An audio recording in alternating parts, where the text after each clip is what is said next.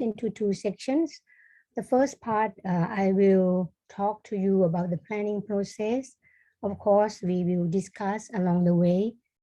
It's not a lecture that, one-way communication that I talk all together and all the way, and then you just listen silently. So please join the discussion whenever you feel like or you want to ask. So I think the first part should be around 2 hours. I'm not sure how good we can make, but not, I think roughly about that. And then the last hour we will talk about our next class, and it's about Chiang Mai City, that we will study Chiang Mai City together. Ajahn Poo and I made a decision that you will prepare your city with Chiang Mai. So I think it will be more fruitful for you to see the aspect of two cities, and then you have an idea how to talk or how to analyze your city. Okay. And now I think 11 of us in, so most of the students are in the Zoom now.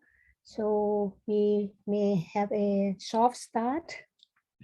Would you like to say anything before we start? Today you see my background. It's like,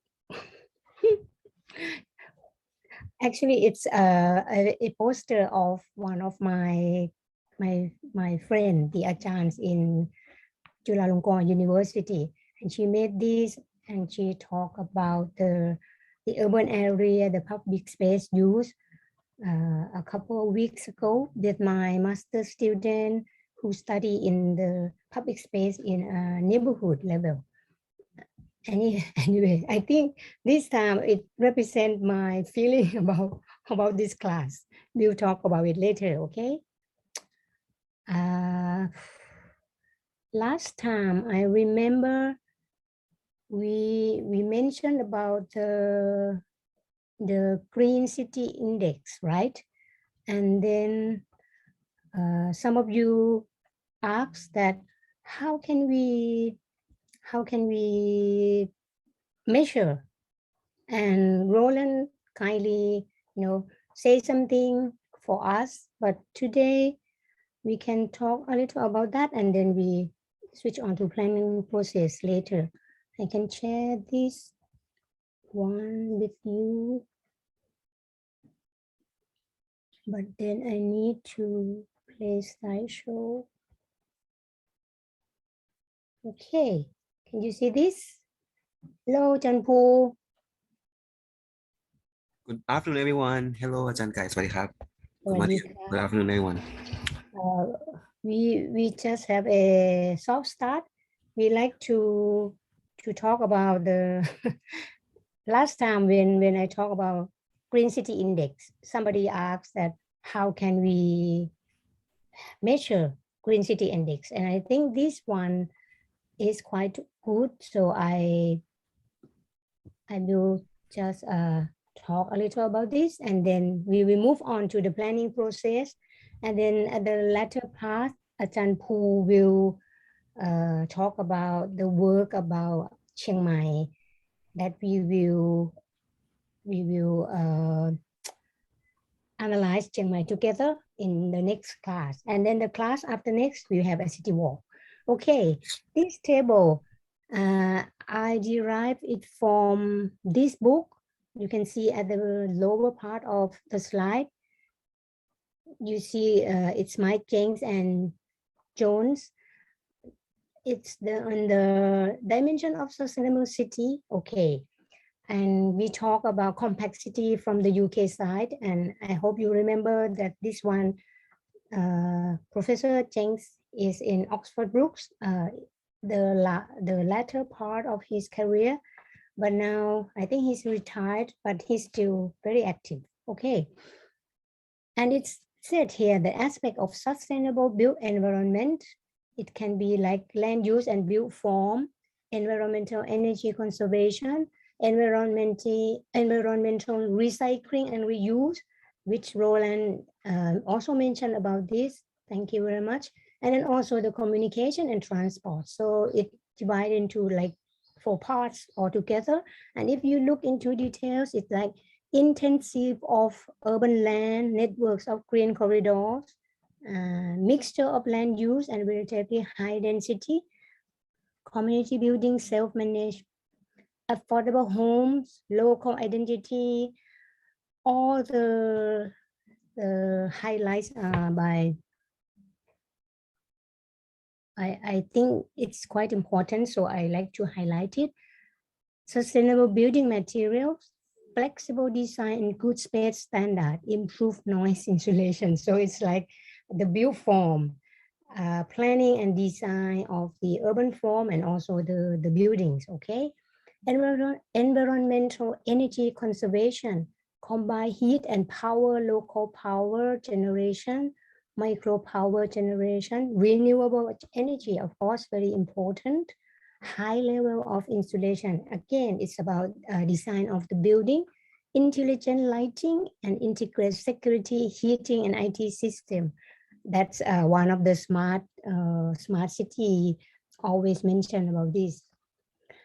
A-rate white goods, which I think mean the goods that is very environmental friendly. Okay. Gray water system. Do you know gray water? Can anybody tell me? Do you know gray water? Yeah. Sorry, Ajay. You're not I don't familiar know. with this one? What about the others? Jonathan, can you speak? Do you have a private space for your own? Or you need to be silent? Okay, don't worry. Don't worry, it's okay. Who else in the video on? I don't see EE this time. Are you in EE?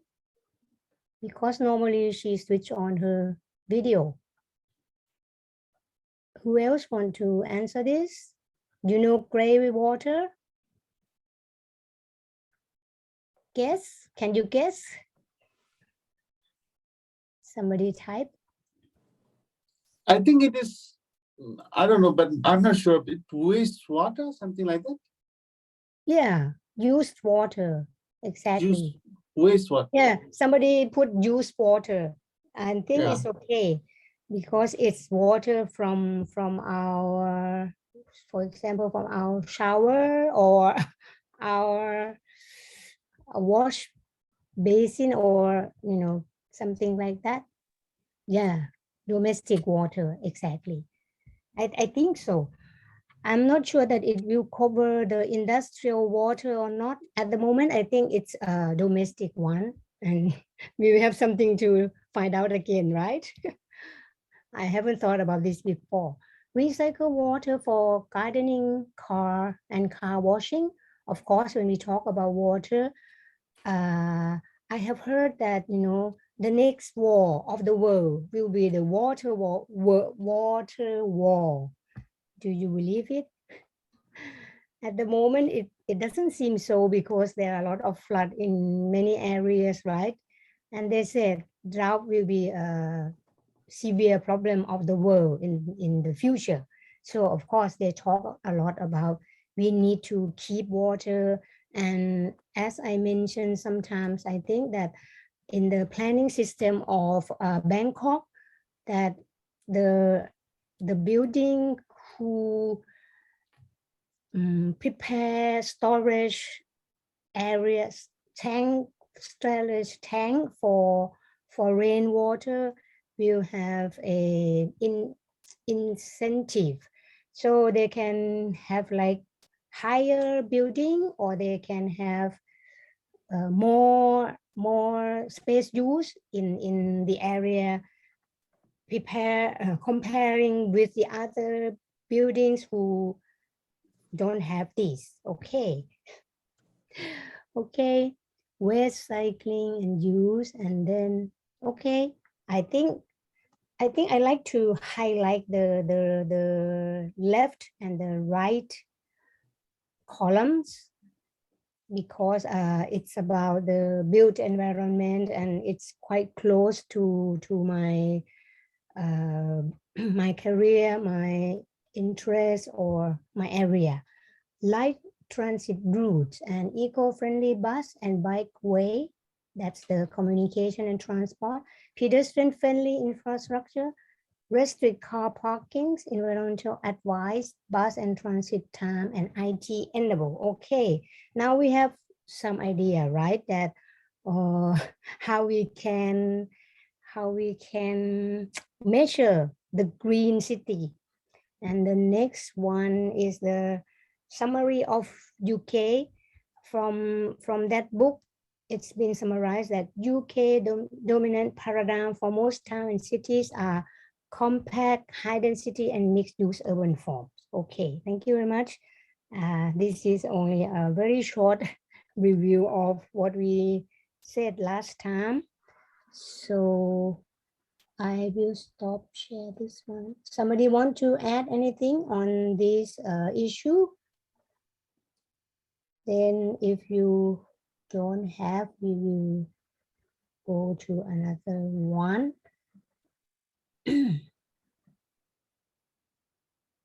What do you expect this class?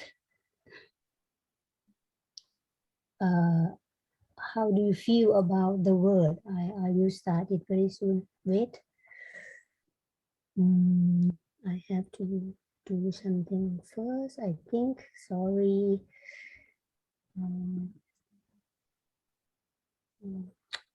Sorry, I have to cancel this first.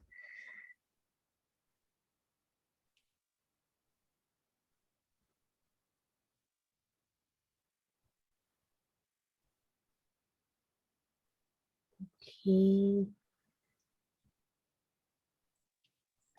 Again, this one. And I need also to use slideshow for this. Okay. Remember, you can ask or stop me anytime, raising your hand. If I don't see, just say something, okay? Now we are talking about sustainable planning process. As we mentioned last time, right, that there are like two things that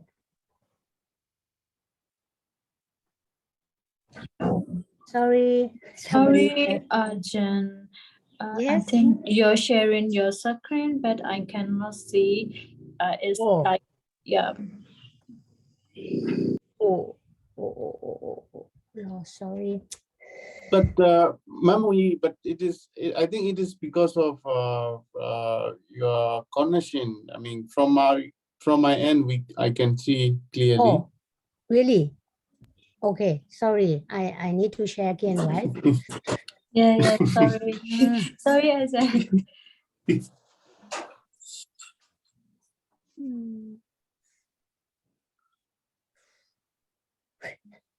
I don't like this. I need to do something. I have.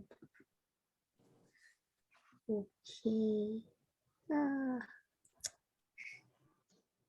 Sorry. Oh.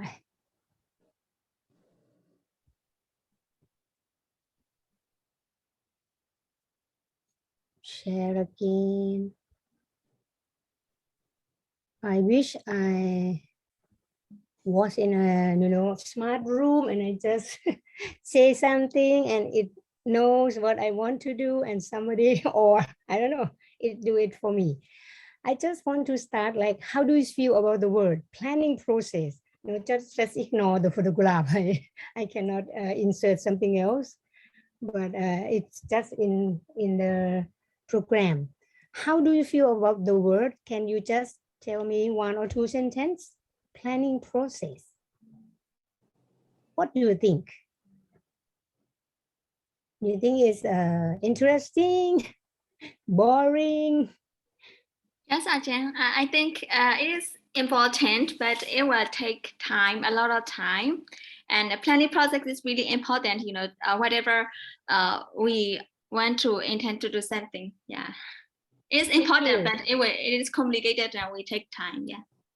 You still feel that it's quite difficult, isn't it? Yeah, Ajahn. I see. What else? Can you just show your feeling? I just want to I don't know, ask you to warm up by ask your feeling about the word. Yeah, yes, Just one Ajahn. more. Sorry. Yes. Can you switch on when you talk? If you don't want to switch on the video all the time, just switch on when you talk. Can you? Because I feel very strange to talk with a photograph. Thank you. Yes, Ajahn.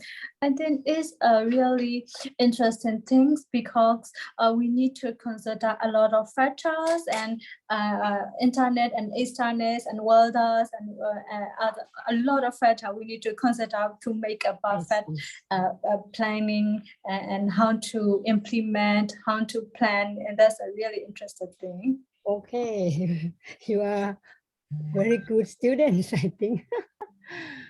All right. Somebody said. And also, Ajahn, I think Yeah.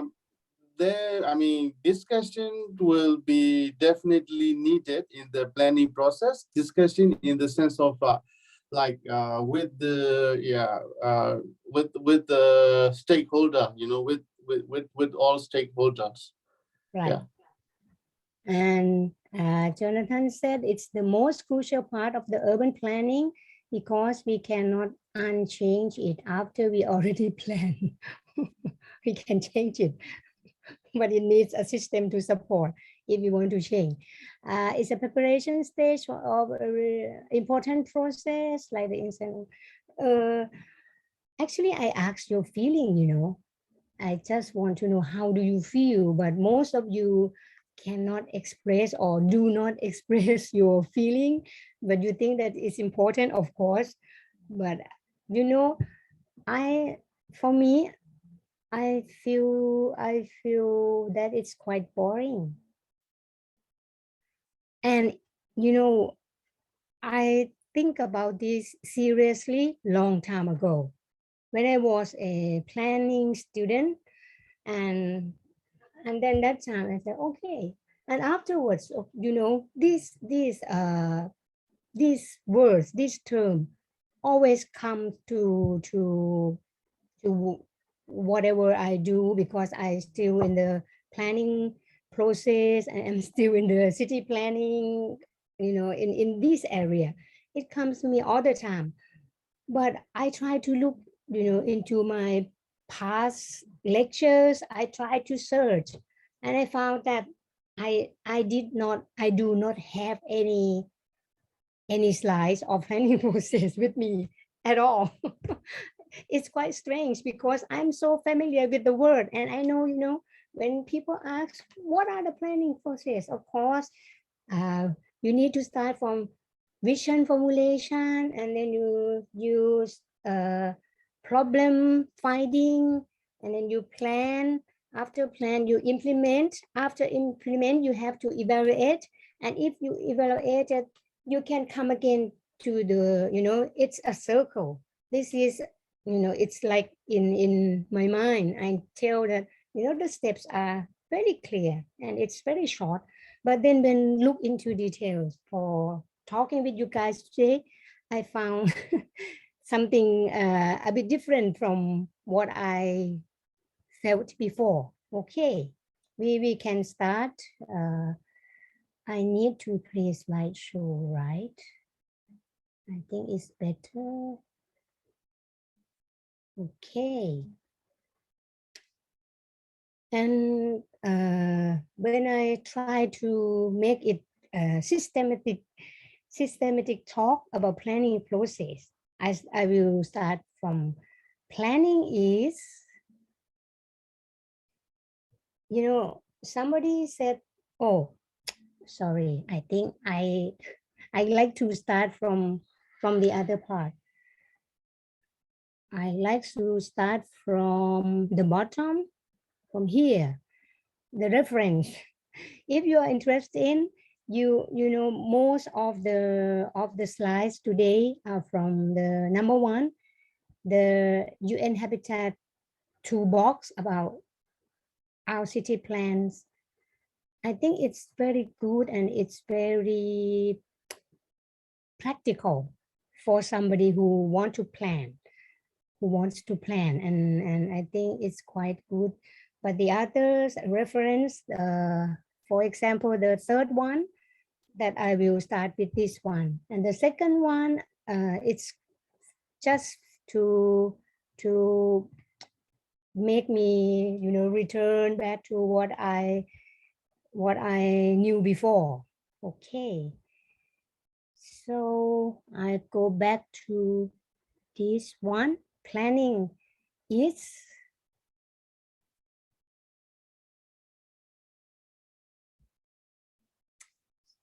time I have. Okay, somebody said it's quite common to all human beings. It's a common to all scientific investigation, and actually it's a general method. So everybody should, you know, familiar with it. Everybody should know that, you know, what is it about, something like that. Task planning is a much more general and a commoner. You will find that it's true or not afterwards. So for this person, he said, even though it's quite common to everybody, but it also concerns two sides of the planning process, the practice and the theory, the ideology and the methodology, and of course, purpose and process. Even it's quite common, and you need to know, you need to practice about it. Sometimes the theory is quite important too. So in this worldview, he said that planning process should be very general for everybody. If you look into this chart, and for this person, he stressed to the theory side more than the practical side. Okay, so the conceptual system basis for town and regional planning. He said the general system theory can divide it to information theory and cybernetic theory, which come to general planning theory. And then it can divide it to operational research, system engineering. The other side, it can divide into spatial planning, you know, of optimization of activities within a spatial framework, or the region, the city, as spatial, not physical forms. And for example, man society in nature-oriented spatial planning, okay? And also landscape design and architecture and civil engineering from the regional scale until the local scale. Conceptual system in his term. But I think the spatial planning in this chart is something we are interested in, and we will talk about it more. Maybe.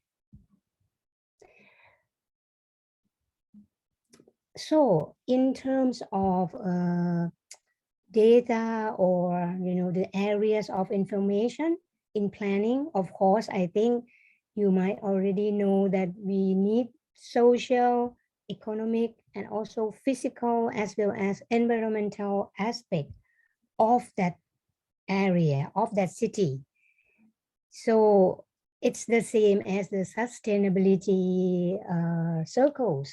So we need to to investigate every aspect. So it's true that when you say that it's quite complicated, it's important, it's a big step, and it's very basic to everything, but it's, you know, it needs a lot of information to be able to have a sustainable city. And it said that it's also a complex system. If you look at this chart, you can see that from the very not sophisticated, not very complex, to a very complex system, a collection of this dissimilar. So no, not there's nothing the same, no relation, but then started to be have like two, you know, two areas or two sets of relations. A variety is two, and then he described it in terms of, you know, formula, which I'm not familiar with, but I just want you to see that if the connections of the system 7 elements and single link, it will start to be very complex. And then 7 elements but 2 links between each other, much more complex. 21, 42, you can look at the number, even though you cannot calculate, you can just think, you know, it's a something for you to be able to think. And then at the dynamic system, at the latest part, you can see that 7 elements with 2 links, each with 2 ways, you know, go on and off and forward and backward.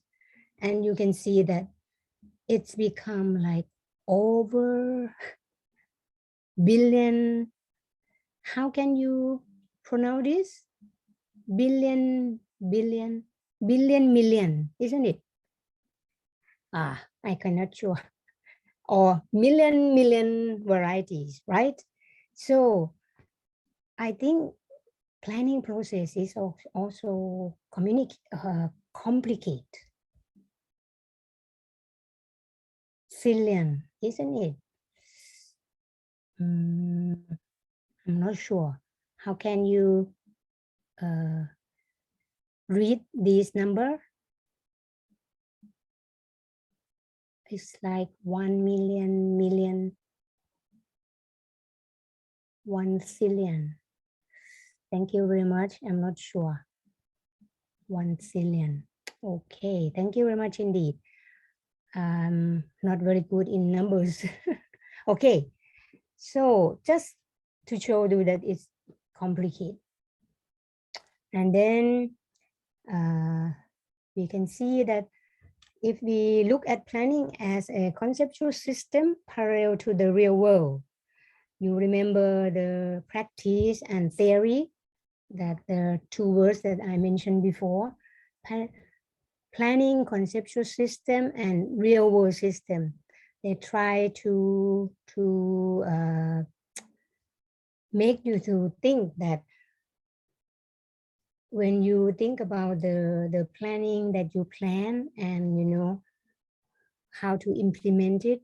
So if you look at the planning process that I mentioned before, you know, we plan and then we implement, we evaluate it.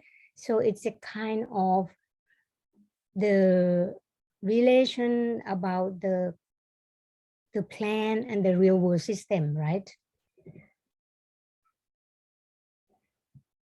And I think actually in the planning process, it's quite realistic, to be realistic, to put the real world system into the planning process.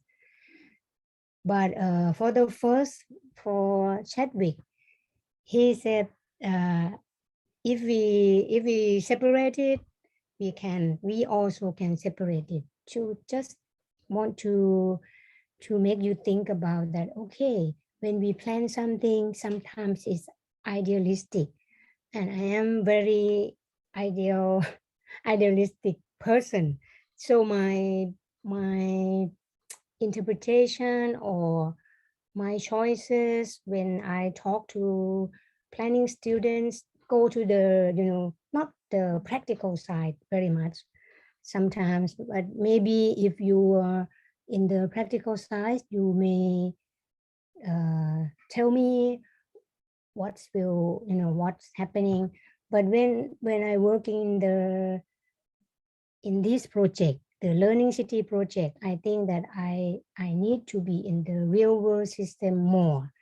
So it's like, any other research that we start from hypothesis and then observation, test hypothesis and modify. And then we start the hypothesis again, observation, test hypothesis and modify, right? So it's like a loop, a circle.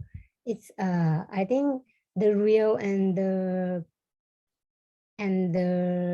theoretical world are the same in this aspect. So modify is in and apply scientific research, formulation of the problem. I told you before, like, right, that sometimes when we start from the problem, people will look like doubtful to me. Why you start your work with problem definition, blah, blah, blah, blah. And I try to think maybe because I'm a planning student, and when start a project, we start from find the problem. and I put a visual formulation here. Of course, we sometimes find the problem and then we can make our vision, or sometimes because we already know the context of our city, sometimes we start from vision formulation and then formulate the criteria which problem solution must be satisfied, modeling the problem, testing the model, deriving a solution for the model, testing the solution, and then implement the solution.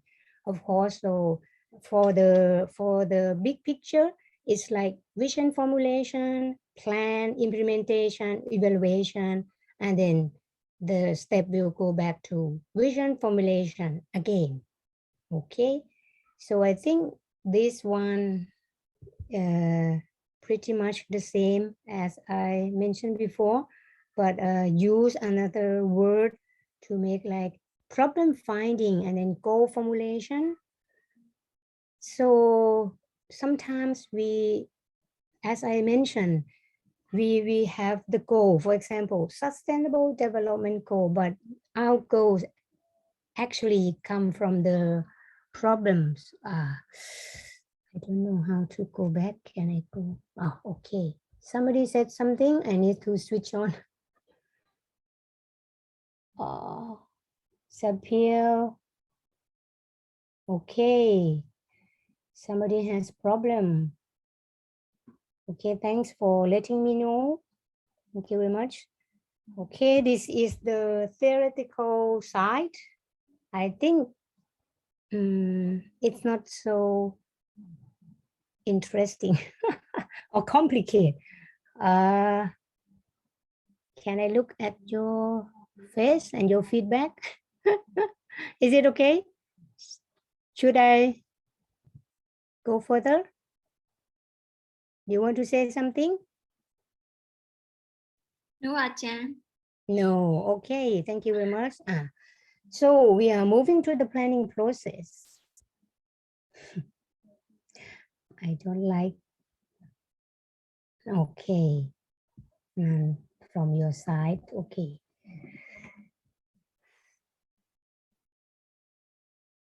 The planning process, is one of the bound rationality involving human judgment at all points, as well as rational argument where possible. So it is both art and science, and the more interesting and challenging because of it.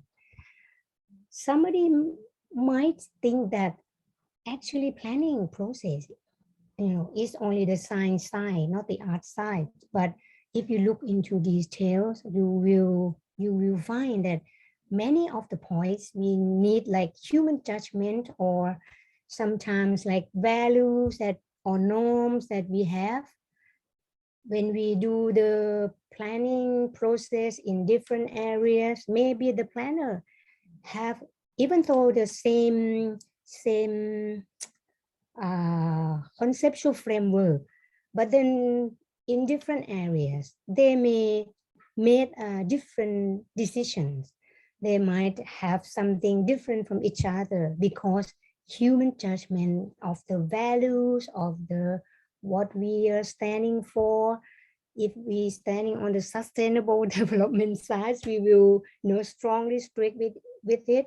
But if somebody is strict in the economic side of the city, they might say something else for something. This is like an example. Okay. The UN Habitat supports governments at the city, regional, and national levels to improve policy, plans, and designs for more compact, socially inclusive, better integrated, and connected cities. So we will hear about these words a lot. Compact, socially inclusive, better integrated, right? So we need this kind of cities that foster sustainable urban development and are resilient to climate change. And its approach is to urban planning and design that emphasize preventive and problem-focused planning and encourage planning in phases beginning with ensuring adequate access to basic urban services, especially water and sanitation, and linking planning with financial capacity. You can see that, it's trying to link the theoretical world and the real world, because if we don't link planning with financial capacity, it will not be possible to implement it, right? If we plan something very, very good and then we cannot afford it, so it comes at an end, so we cannot implement it, something like that. And it's combined with to combine modern technology and better urban planning can solve many problems that cities are facing and lead them to prosperity. So for the UN habitats, they have only 4 basic planning steps. But these 4 planning process, it's very, I think they try to help people. It's like a manual for people who want to start the plan in their city, how to start from the beginning, and then make a loop circle. So I think we don't really have much time to talk in detail about all the processes, and if possible we may come back later. But I think today we will focus on phase 1 and phase 2, which is kind of theoretical side, but the operational and implementation side will have like a lot more details. But actually during the 2 phases, you will find actually it's talking, or it's related to the 3rd and the 4th phases as well. So we know how will it go roughly. Okay, if you have objection, you can say something.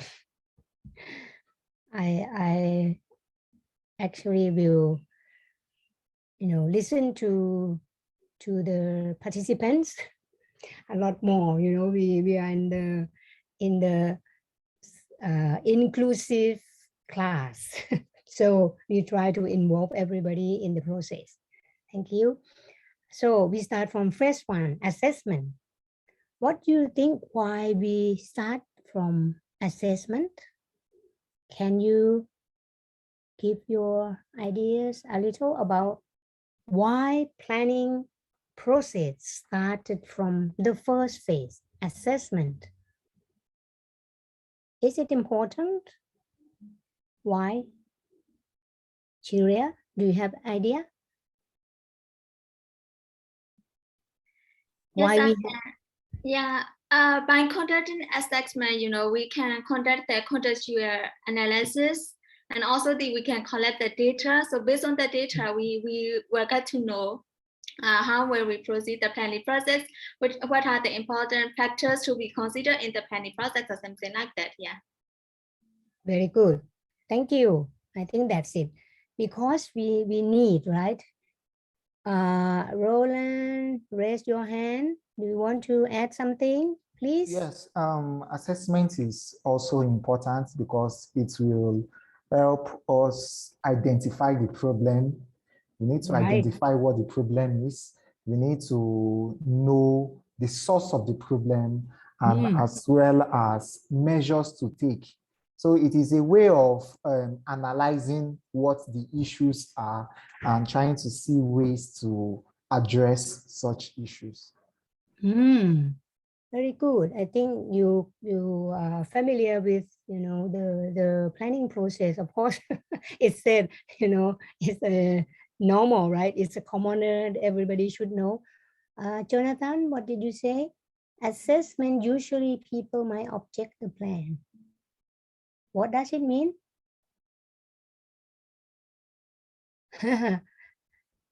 Maybe he needs to type again. Due to environmental impact livelihood.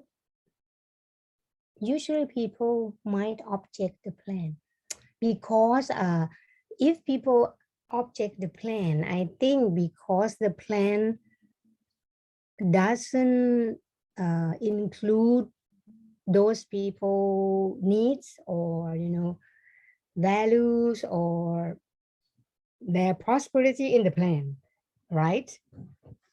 Maybe, you know, okay. Yes, in real world, you know, in Thailand especially, we found a lot of plans that doesn't go along well with the native or the people who live in the area. For example, in the industrial zone, industrial promotion zone for us, many times, I'm not sure why, you know, it's in the area of the conservation area of the historical architectural area. For example, in Ayutthaya, you know Ayutthaya, I think you should go to Ayutthaya if you have time sometimes. You know, it's an old city and it's an old city before Bangkok. And it's been said that Ayutthaya like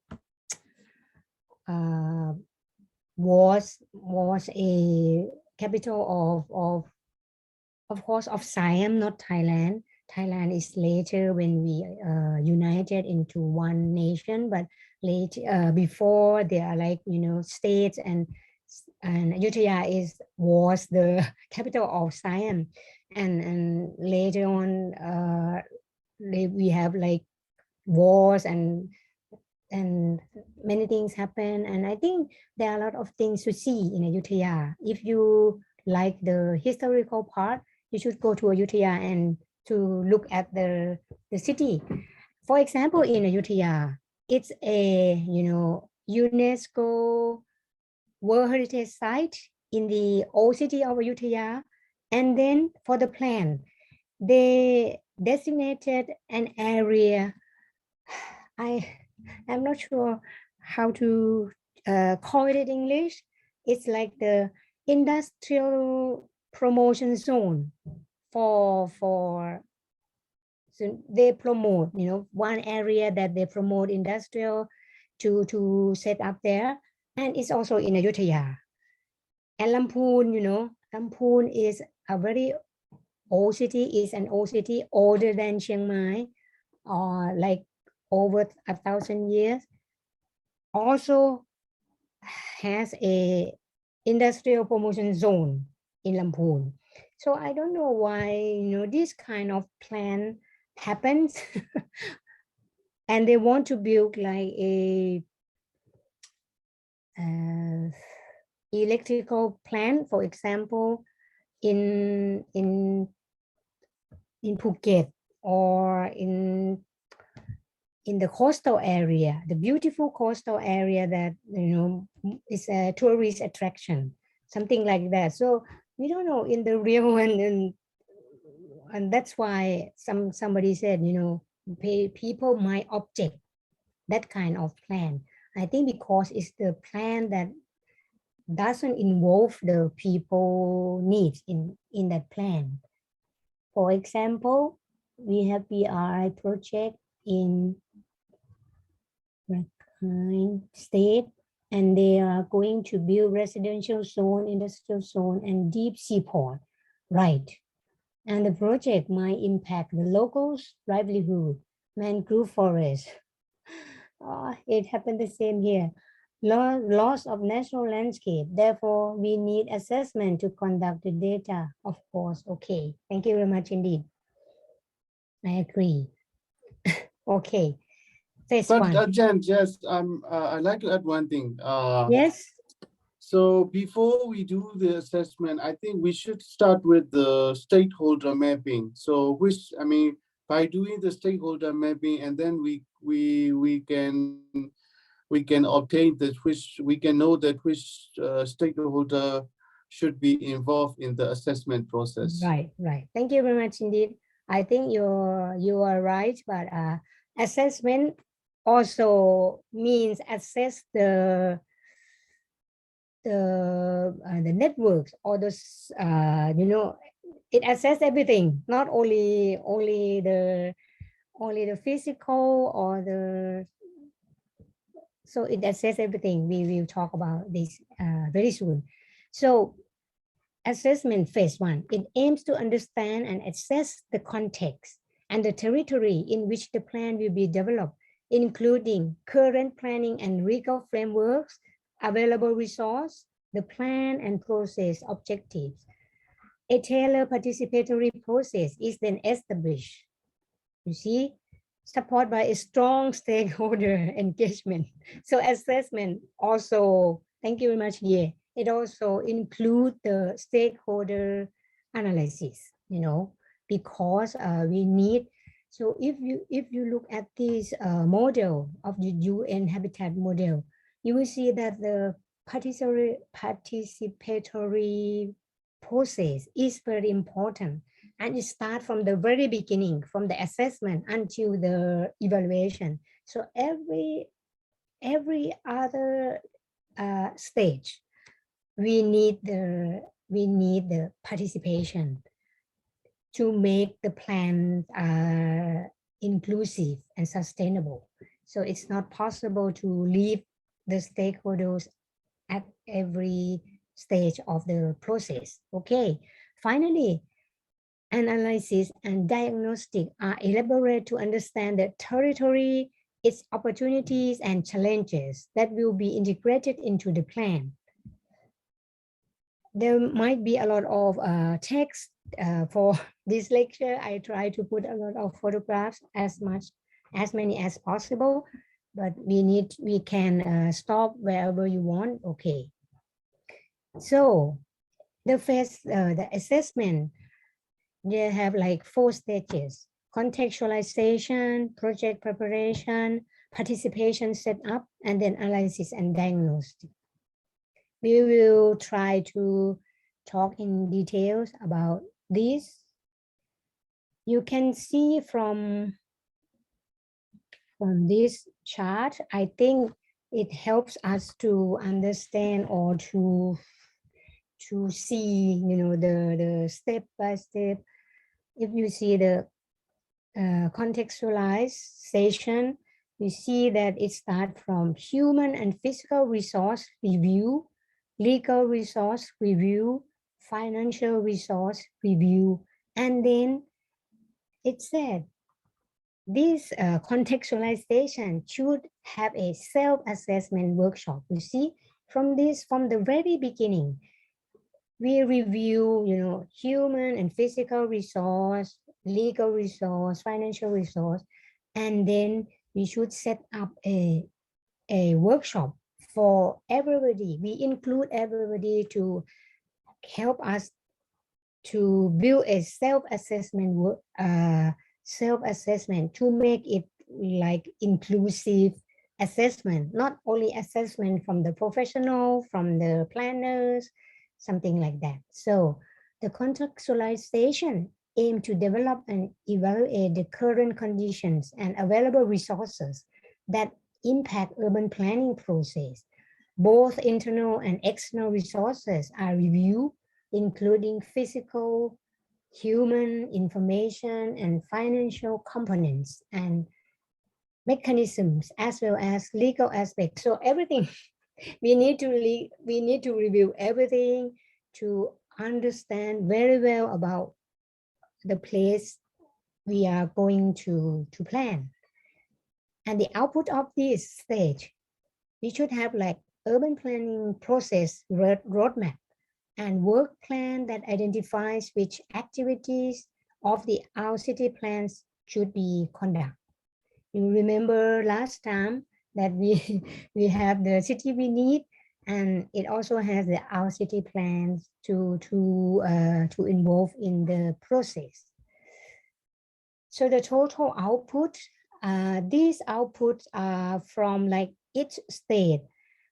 If you can see this list, you can,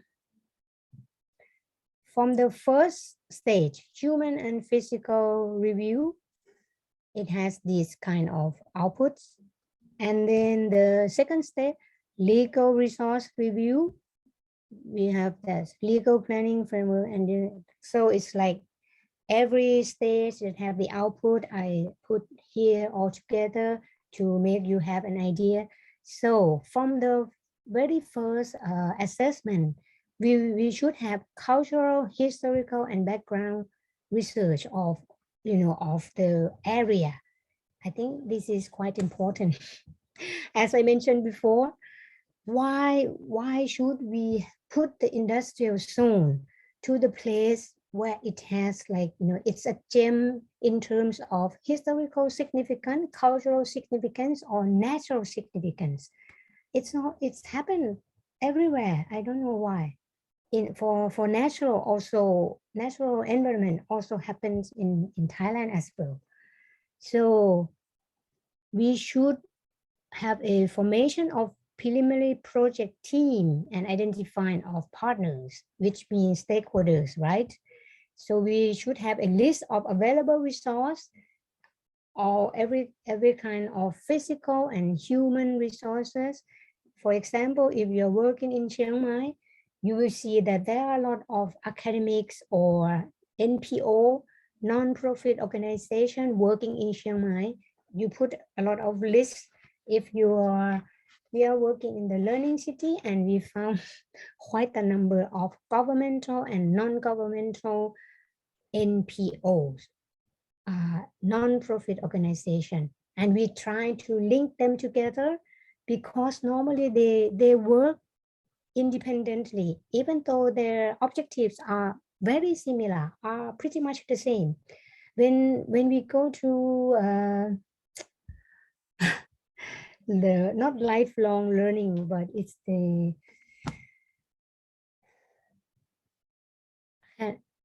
if I'm right, advocative education is the education for people not in the school system. What does it call? People who works and then can come to school in the evening or on Saturday and Sunday. When we go to that organization, the first sentence, she's the head of that section. She said, we want our organization to be a learning space for the city, something like that. And the objective is pretty much the same of our research. So when we go to another section, another library, they said something the same, but they never work together. So maybe we need to know this before we start. We need to know everything about the area. So if possible, you should know about your city in every aspect, you know, and maybe you can be able to, you will be able to know about Chiang Mai as well, and then you can compare. So the second process, legal and resource review. You have the legal planning framework and the institutional structure of the urban planning system. You know, of course, the legal is very important, right? And we need to know the framework. We need to know what's important, what has been written, and what we can do in this kind of legal framework. And then we are going back to the third, this one, financial resource review. We will have like project budget, financial mechanism review, and preliminary assessment. And the last one, preliminary project work plan. So, you know, when we assess, we should have this. The self-assessment workshop. This one is the last step of contextualization, right? And you see that when we review something, we should ask people to come to make the assessment with us, not just only planner do, and then so you think, I think this process is quite important.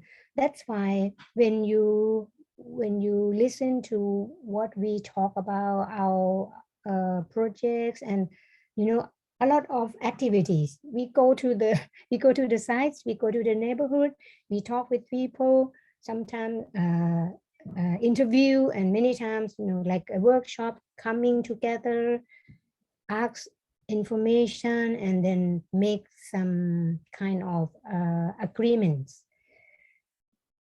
It's a collaborative session to create alignment between stakeholders and define the roadmap of the urban planning process according to the planning objectives and capacity of the local government and the potential partners and stakeholders. Specifically, it aims to assess the project constraints such as time, budget, internal capacity, stakeholder engagement, territorial ownership, and to select activities of the outcome plan's methodology that will be conducted. So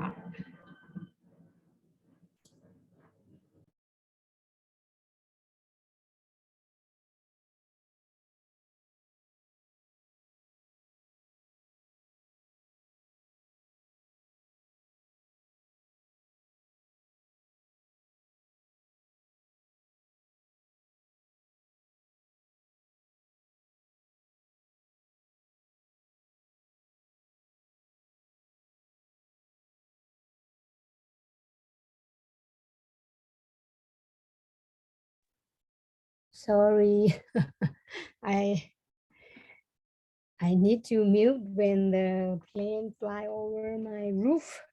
Sorry. Okay. Now we are going to another step.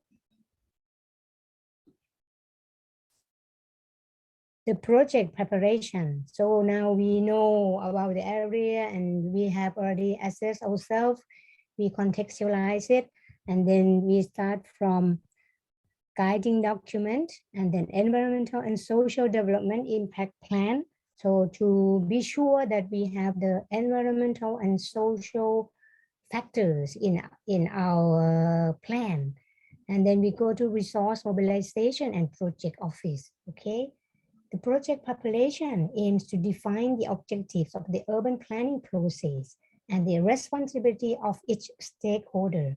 A guiding document that establishes the terms of collaboration. So we need to, you know, put something like TOR. So if we are going through this process, you need to do this, that.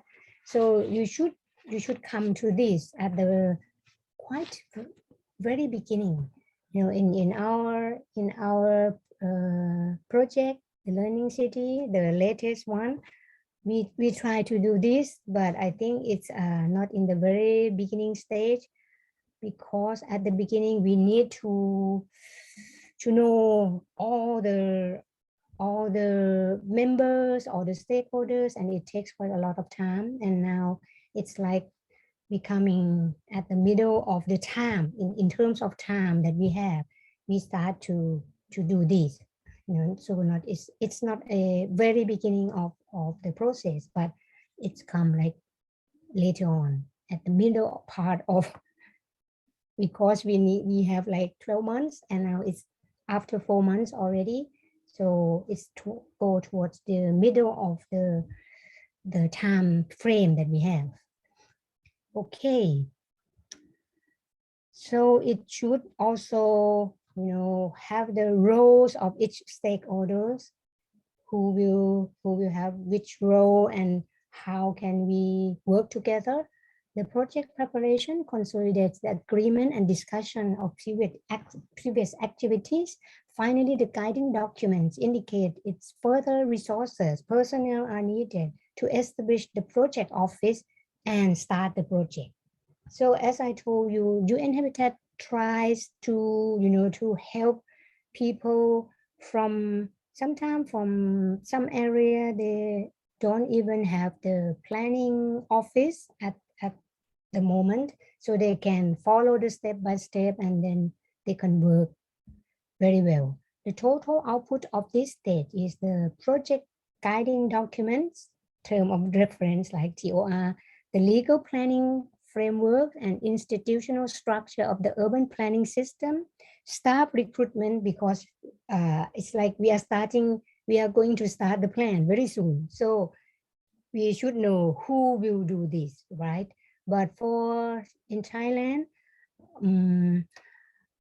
there are like organization, the public organization who do the comprehensive plan of the city.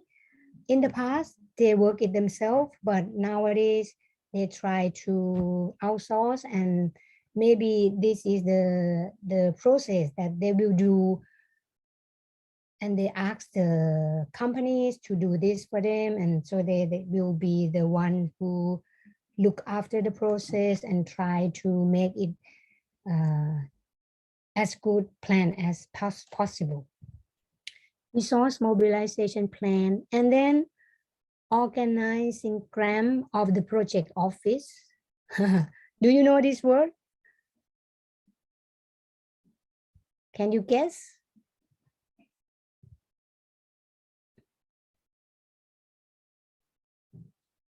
Maybe, I'm not sure. Nobody switch on the camera at the moment. So when I look and when I found this word, I was quite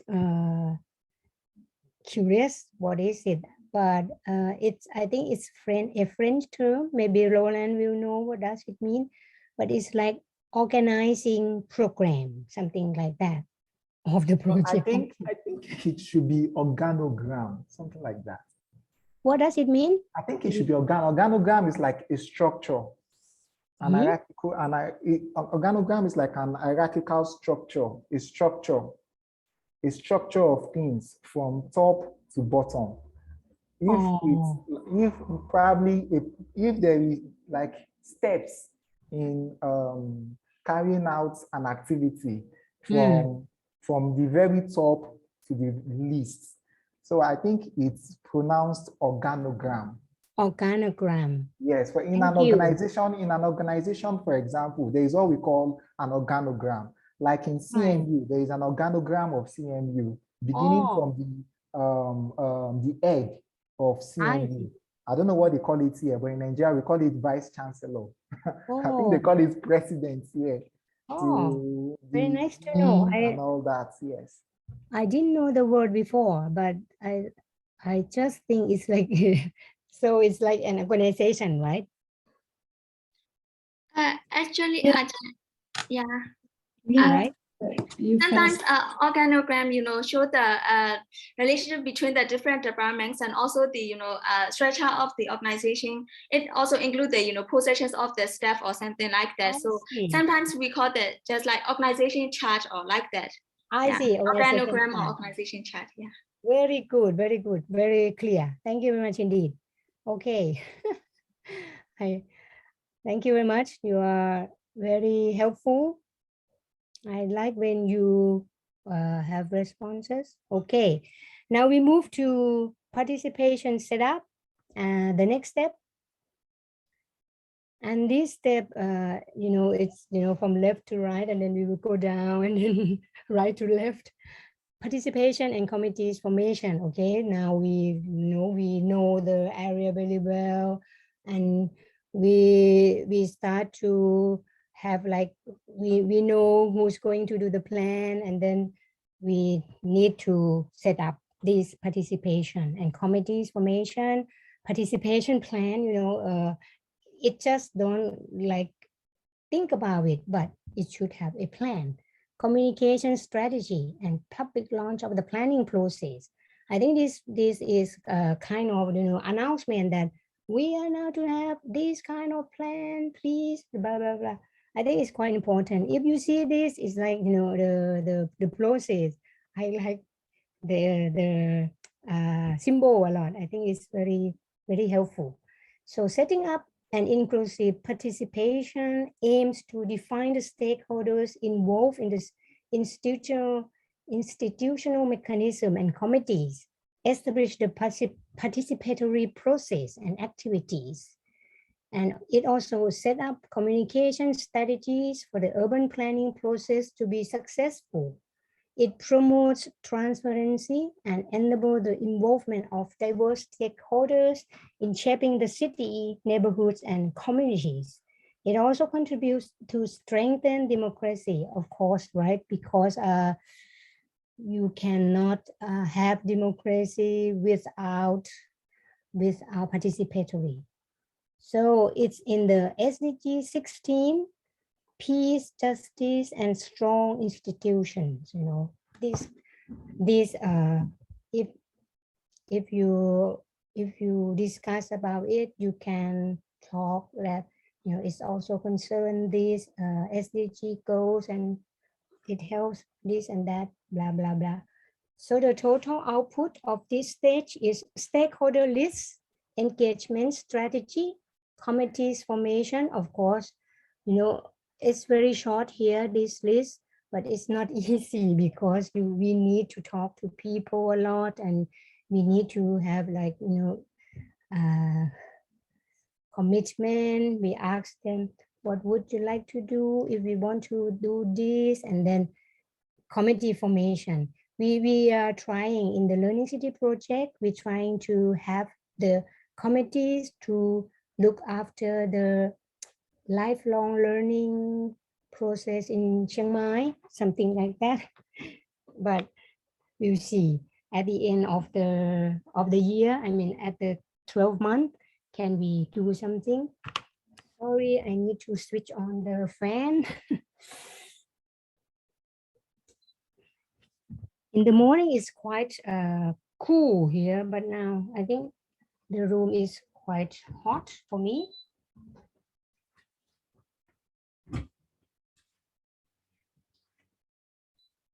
Okay, sorry. And we have the participation plan, community strategy, and project launch. Of course, we need to announce that we are going to have this plan. So far, do you want to add something before we go to analysis and diagnostic? Maybe we finish this first, okay? For this stage, it starts from desk research. I think this process maybe we are familiar with because we have a lot of desk research, I think, but we still don't have the field research yet. Field research, you see this kind of symbol, so it's like we need to go to talk to people. We go to the place and we made the analysis, and then analysis validation and diagnostic workshop. So, you know, we do the research, we analyze it, but then we need to validate it by a workshop, ask people to think about it. And then at the end, it said diagnostic, right? Diagnostic aims to understand the project context, challenge, and opportunities. I think you can just put like challenge and opportunities to, it's like SWOT analysis here, you know. And when you diagnose something, it focuses on developing a spatial profile at different geographic scales, you know, regional scale, city scale, or neighborhood scale. This profile depicts a shared understanding of the territorial challenges and opportunities found in the defined planning area. So it depends, you know, what area that you are going to plan for. The tools include, you know, SWOT analysis, survey, spatial analysis, and mapping. I hope you are familiar with the cultural mapping tools. As Achan Phu has already mentioned, and you know, many times it often aggregates in a geographic information system, GIS. Any of you can do this? Do you know how to use GIS yourself? I think the people from geography might be able to use it. But because I'm a and you know old person planner student, so it's long time ago. That's why I don't really know it at the moment as well. Okay. So the output of this stage, you know, at the first stage, we should have like existing data, but not in a text type or only the text type. We should have maps, diagrams, and data visualization. And at this stage, I think we should, you should have a spatial based map at the moment for your city, because that map will be the basic for you to do any kind of analysis. So you have the data produced through multiple activities, survey, participatory mapping, or field visit. You have maps, diagram, and data visualization from this stage 2. Spatial and statistic analysis, of course. You know that, you know, in your area are a lot of the retail shops, for example. So you think this road has a lot of retails, why the other road has less retails, or this area has a lot of hotels. So you can then, you know, by area, which area has what kind of characteristic and what kind of strengths or problems or opportunities. Spatial and statistic analysis report. Of course, you can also have the report. Validate spatial statistic, you know, as we said before, ask people to come to say something about your analysis. So to validate it. Strategic development scenarios. Of course, now we start to have the scenario, constraint and opportunities, collaborative maps. I think this one is quite important. So we have the constraint map, suitability map, spatial challenge and opportunity map, and also city profile report. This one is a map of opportunities and challenge. You know, it's an example from Mexico UN Habitat.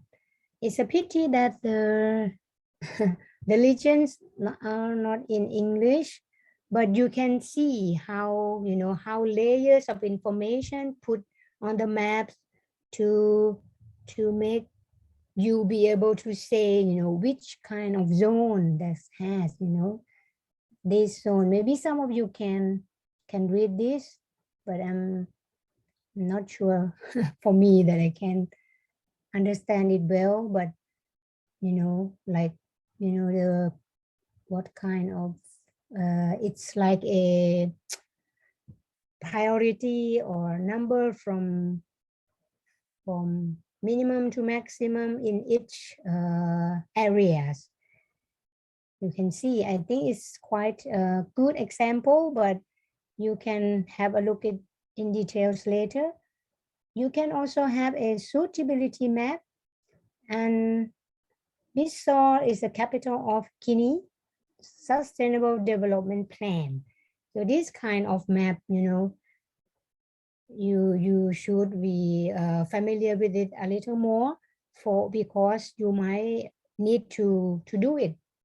So now we finish phase 1. If you we have like 40 minutes for phase 2. You want to say something or a short break or whatever? If you don't say anything, we'll go ahead. Okay, phase 2 is the plan. The objective of the plan is to develop common vision. We need a common vision, a set of strategies and strategic projects that provide spatial and technical supports for the future planning of the city. And this phase includes 3 levels of spatial plans, from the biggest to the smallest, from the conceptual to the detail, like strategic development plan, land management plan, and neighborhood or detailed plan, which can be developed independently or together. The plans are the result of multiple consultations. Of course, we cannot do ourselves without asking people, between technical team, local government, key stakeholders, and of course the community. They address challenges identified during the analysis. We have the challenges and the opportunities before. So at this stage, we should mention it. And we should be able to provide solutions at different levels of details. So it has like three stages or 3 levels of plan. From level 1, strategic development plan. It is core to any planning process, and it aims to define a shared vision of the city for a specific time frame. You know, a development plan is not a plan for the city forever, but you need a specific time frame, and normally is you know, like 15 to 20 years or so. Based on the challenge and opportunities identifying and guiding documents objective, follows a participatory process involving key stakeholders such as government, expert, and civil society to identify the main issues, define a version to develop the goals necessary to achieve that vision. So I think it's quite important because during our research project, you know, there are like many aspects for us because in the team, we have architects, we have planners, and we also have social, I think, I'm not sure about some of the team in the other sub team. So we have like two sub team, but the other sub teams, maybe they are social planner. So you know, even though in the team we have different version, different views to try to reach the goals. And I also, because I'm a planner and I'm very familiar with main issues, because when you analyze the challenge, you analyze the opportunities of a place, you should be able to mention the main issues of that area. And I said, okay, what are the main issues of these neighborhoods? This and this. But some people said, why can you just ask people about things and then you work on it, something like that. So, it's kind of argument because we not share the same planning process. I try to tell them, but sometimes it's not possible to make everybody or every members of the team to be agree. So if that happens, you need to, I'm not sure, maybe it doesn't happen in the real world of planning project, because I think all the people who involved should have the same basic information to be able to work together. So if you have the main issue, you can define a vision and then develop the goals. Okay, and this is the from the start strategic development plan, the first level of the plan. The left and the right chart actually are the same content, but in a different format. For the right format, you will be able to see more details. For example, it starts from strategic vision workshop, and you see this a little more detail, participatory, right? You need somebody you need to bring people to have a strategic vision with you. It's not possible. Planner will do the strategic vision themselves because that vision will be, not accepted, and then nobody would like to work on it, to follow it, and it's like 2 to 5 days and need 2 tools, something like that, something like this. So you have more details on the right, but the flow you can see from the left is quite easier to follow. Monitoring, after that, you monitor and evaluate framework, and then spatialization of the strategic vision. So you have the strategic vision, you need to put it on the map, right? It's like spatialization. So put it on the map. You know that what vision is suitable for which area. So it's not like, when because planning process in my area, I mean in our concerns, not only in floating in the air, that will be another kind of planning. You just say something, this and that on the paper, but I think for the planner, it's very, very good to put it on the map to see where that you can implement that kind of vision. And then sustainable development structure, to make your vision to follow the sustainable development goals very closely. You should put this.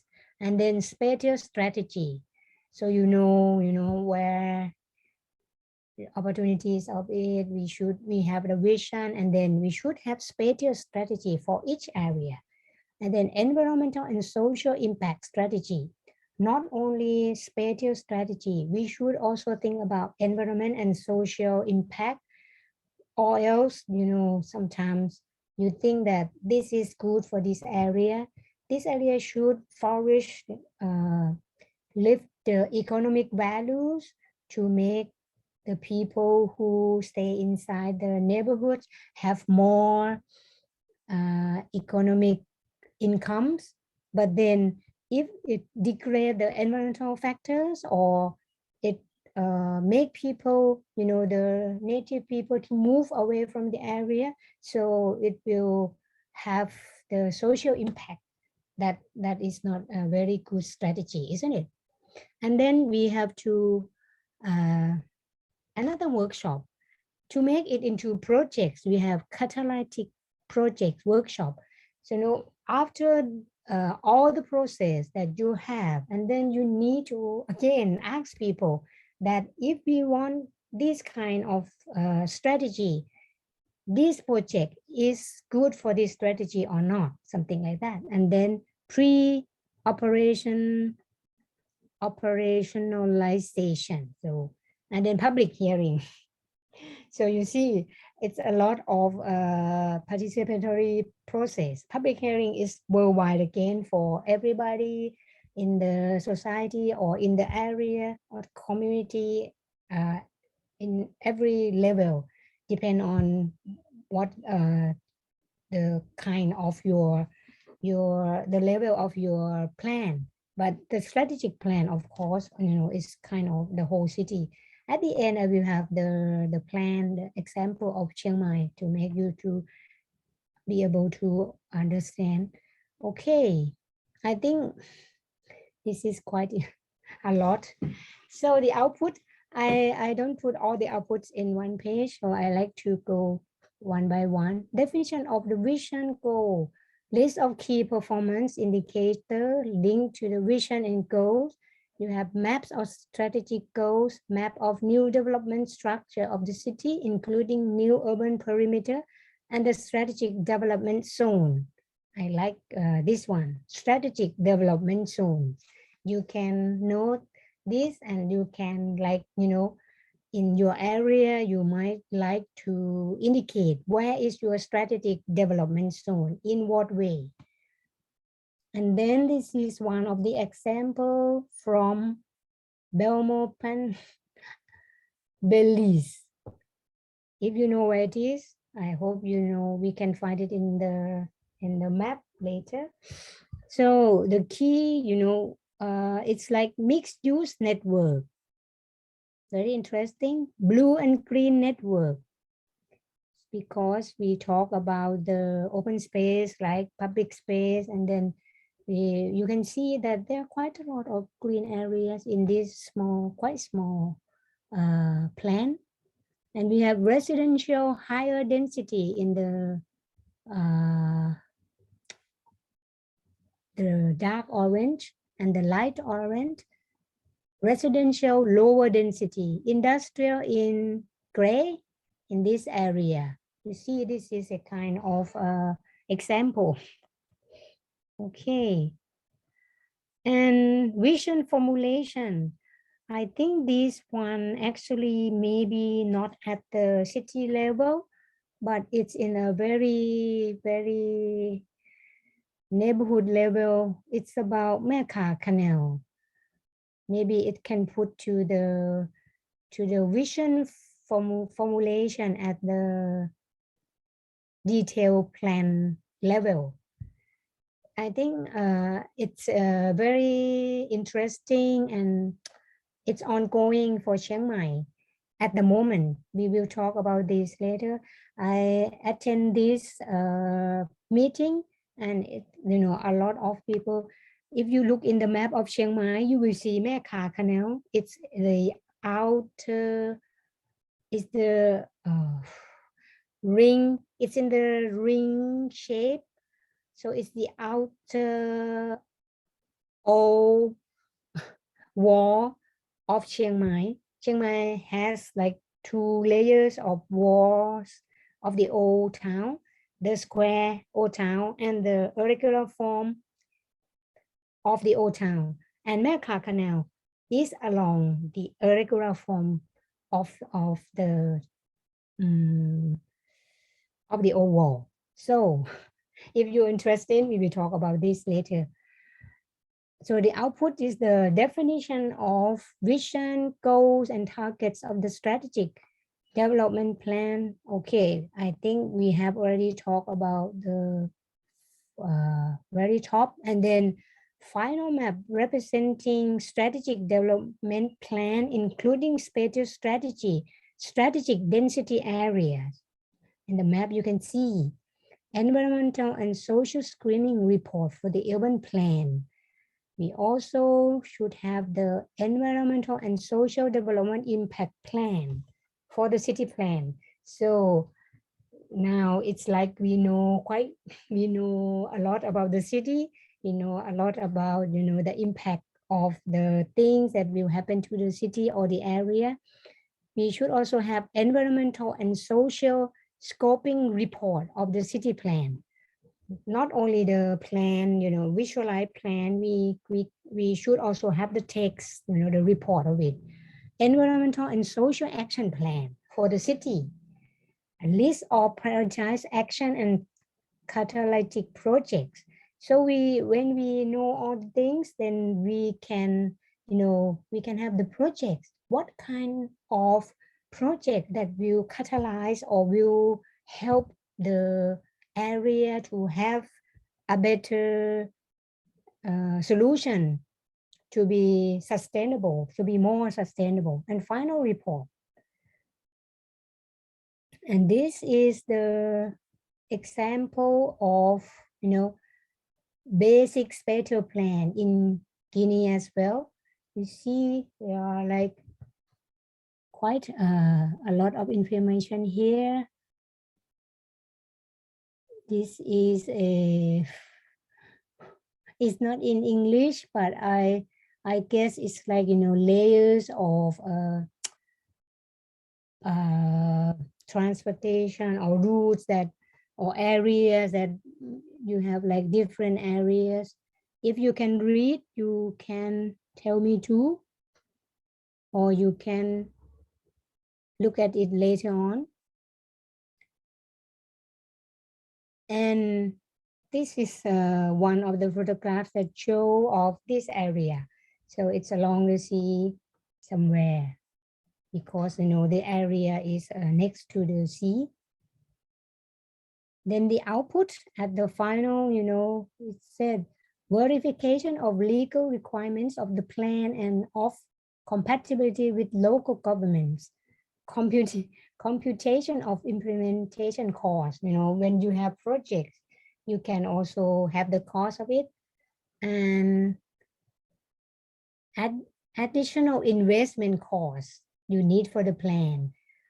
And of course, at the end, you need a public hearing to present the strategic development plan to the entire community, inviting the public to provide feedback. Yay! Now we finish the strategic plan, the first level of plan. We will go to like land management plan and then neighborhood plan, and then we stop. You want to add anything? I think all of you are now very quiet. Maybe it's too, I don't know, too boring. I hope you can use this for, the work that we are going to do in the next a few weeks, and then for your final project. So we go to the next level, land management plan. This plan, lower, not strategic plan. Now we come to the land, or sometimes we call land use plan. It guides the urban development of the city for the next 10 to 15 years. I said something like at the strategic plan, maybe it's a bit more longer term than 10 to 15. It's like much longer, like a vision that you want to go there, but you need to be like step by step. And land development plan is like the step, and neighborhood plan is like the first step, second step to achieve the vision that you have. And it translates the spatial strategy into a detailed land use plan. we have spatial strategy before, right? And then now we're coming to have a land use plan. It's more detailed. And it provides users, developments, and potential of land as well as restriction, responsibility that ties to it. We don't only mention that you can use this, you can develop this, you have the potential to do this, but we also said about the restriction that this area, cannot develop into develop the industrial area in this area because it's a conservation zone, it's a residential zone, something like that. In the land use plan in Thailand, the system put more restrictions and responsibility rather than potentials or developments. But in the more advanced plan, for example, the Bangkok Metropolitan Plan, Strategic Plan, or Development Plan, it now talk about more potentials. If you do this, if you provide this, you will have it's like incentive, not restriction.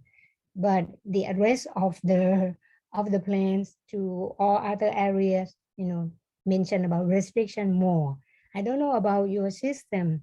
If we have time, I really like to discuss about your system if possible, but right now we move on, okay? Land management plan, we have like 4 steps together. We start from the public hearing and land development strategy, because I think we have the strategy from, strategic policy for spatial strategies from the first part. And then we need again to have the public hearing to make it, suitable for that area that we are going to plan. And sectorial plan, and then land use and regulatory directives. Okay. And the output. Okay, at the first stage, it's like a public hearing, right? A land use map determines the future land development of the city. A report describing regulatory directives applied to each sector of the cities. And this stage, I think, the defined land regulatory directives in terms of land use, quantitative and qualitative urban planning and design directives, and cross-cutting issues. I highlight the cross-cutting issues because it's time that you look into different factors, details, and in terms of both quantitative and qualitative factors, and you cannot only consider one factor. You need to overlap, and you need to think all together in a cross-cutting issue. And the tools are there are some other tools, but I put here the smart mixed use planning tool is one of the important tools that you can use, that because land use, we talk a lot about mixed use system, and we talked last time that why we need mixed use development, because it's more sustainable, something like that. And the sectorial plan maps and regulatory directives report. So the defined specific sectorial plans that include an overchanging strategy and elaborated regulatory directive for thematics and that cross-cut different areas. Not only cross-cutting issue, also cross-cutting different areas can help us to understand very well the area and put the right strategy, right development tools, projects to the area. Another output is preliminary draft of land and land management financial strategy. Of course, not only maps regulation for the area, but also the financial strategy too. And this is the tool. It's called Financial Mechanism Catalog. The structural phases on the approval process define land and financial strategy. So, not only strategy now, financial, so the theoretical and practical information now becomes overlap. And at the end, of course, the public hearing again. So we need, to make it very, very inclusive. Now we are going to the last level of the plan, and we hope to stop by 4, and then we will talk about the next class in the last hour, or we can have more discussion if you want to. Do you want to add anything right now? Or, yeah, are you sleepy? No, Ajahn, I'm good. Thank you. Thank you. Thank you very much. Because you are the only one who switched on the cameras. That's why I talk to you. Thank you very much. Okay, now we are going to the smallest, the smallest level of the plan, the neighborhood or the detailed plan. Is focused on specific locality of an urban center, and is used to implement the city strategic and catalytic project. And it's detailed scale on the partial plans. Of course, when it's detailed, we cannot talk about the whole metropolitan in the detailed plan, right? So when we talk about the detailed plan, we need to focus on the smaller area. It's much better because we can, look into the map and we know this is the sidewalk, this is the street, this is where Uncle Sam's house, this is where Auntie, I don't know, Auntie Kai there or something like that. So we see into very detail of the area. The output are detailed and implementable plans and smart solutions. I like this, detailed and implementable plans, of course, with smart solution. Neighborhood plan, you see now the direction move from right to left, from neighborhood plan preparation, detailed data gathering analysis, planning workshop, of course. Then we whatever we do, we need people to involve. If you look through, all the process here, you won't miss, the participatory part of the people in every step. So that's why it's very inclusive. If you do the step like this, you can strongly say that our plan is inclusive and we involve everybody in the planning process. And it's go to neighborhood plan and design. Of course, we are going, deeper to the word design. You can design something at this level. Neighborhood projects and intervention, and of course, neighborhood public hearing again. So you see from this, how long does it take and what kind of, how many tools that it needs.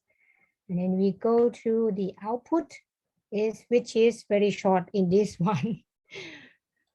Neighborhood urban design plan.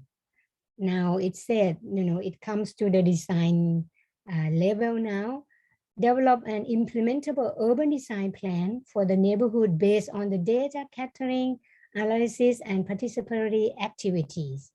And we also have the neighborhood projects and interventions, not only the design, we should also have the projects. Preliminary computation of cost and financial strategy. when we have the projects, of course, we can calculate the cost of the project, and then we should have the strategy, financial strategy. And then at the end, we should have the validation of the neighborhood plan, which is the public hearing. Now, I think, I put like blank page here because, it's very difficult, especially in Thailand, to find the example of the neighborhood plan that has been implemented. None of the neighborhood plan is formally implemented in Thailand. I think because there are a lot of stakeholders and a lot of conflicts at the local levels. The businessmen want higher buildings to make more money, but the inhabitants need a quiet place to live and need to conserve their cultural activities, need to something like this. So I'm not sure what happened in your country. We have like 10 minutes you can add to to the discussion here, because actually I should finish fourth phase. You want to add anything? Can you just say something very fast? Do you have any, oops, sorry. Do you have any detail or neighborhood plan in your country as an example? Yes or no? No. What about the others? None in Myanmar, right? What about Philippines? Zambia? Hong Kong? Nobody answer? Okay. Somebody answer? I'm not sure, Chan. Okay. Okay. Then I think we finish in 10 minutes. Sorry. So after we have a, very good plan at every level, we have a very good process, and then we go to phase 3, operationalization. This phase, it's to set a series of action and enable mechanism to facilitate the plan implementation, land, financial, institutional, and legal aspect of the plan. So after we have that, we should have this. And review in depth of to define a clear and effective policy framework for the plan implementation. If we want to really implement it, we need, that kind of details, financial, institutional, legal. So this in Thailand is a very long process. If you want to implement something, it's very long process. Actually, I have an example in Chiang Mai. I think Chiang Mai municipality is quite advanced later on than previously when I was younger, because in the past, the academic, for example, myself and my colleagues are outside the municipality. And then when they do something, we say, "Ooh, why did they do that? How come?" So, it kind of comments, criticize a lot, because we've never been in the process at all. We are like outside, just don't know anything. We haven't heard about what do you think, what is the vision, except something when they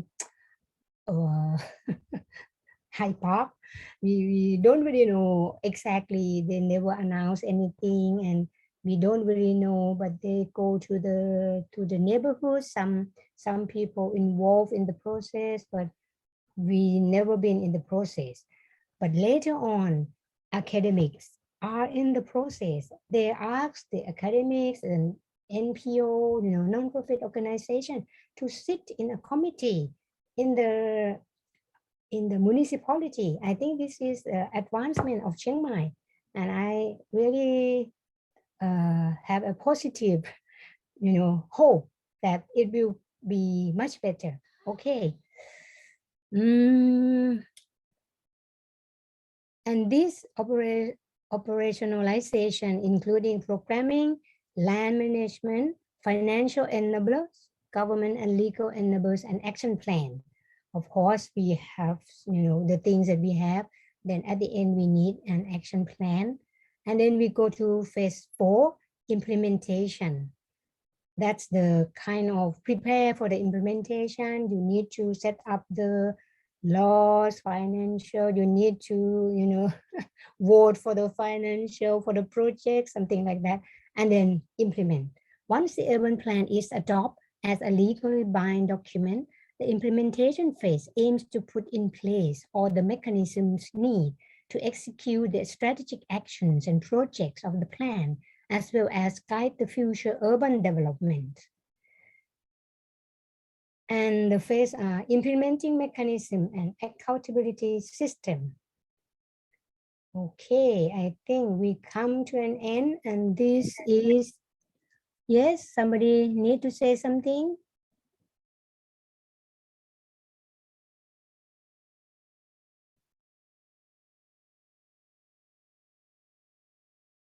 Oh, okay. Nobody sure. Okay, thank you. We should take a few minutes break. Of course, I will just here. Maybe you are, I think it's quite long, isn't it? This is just an example for you that I have been involved in the municipal. The first one is a highway design meeting. Actually, it's I think it's in the implementation stage, not the planning stage, because at the planning stage, we won't have opportunity to involve. And then when they really want to build this, it's very close to the university, and it's in front of Mayor department store, just super highway, we call super highway. And they want to widen the junction, the road, and it will cut down many trees, especially the biggest one, and it's the one is involved with the belief, and the Buddhist believe that okay, these trees is quite important, and Buddha enlightened beneath this kind of tree, something like that. That is huge, it's very big tree, and it stay there for a long time. They want to cut it. People didn't know before. When they start the project and people heard about it, people start to do something. And this is the meeting they organized. And later on, they try to compromise. So they decide they still widen the street, but they can keep one of the trees, the biggest one, but the rest they cut them down, something like that. And then another meeting, it's about the old town, high rise in the old town of Chiang Mai, but in the municipality. This one, I think that's what I mentioned. So we will have a 10 minutes break if you want right away, or if you want to say something and then we come again. Oh, the last slide here. Chiang Mai comprehensive plan. Chiang Mai city, the square city is here.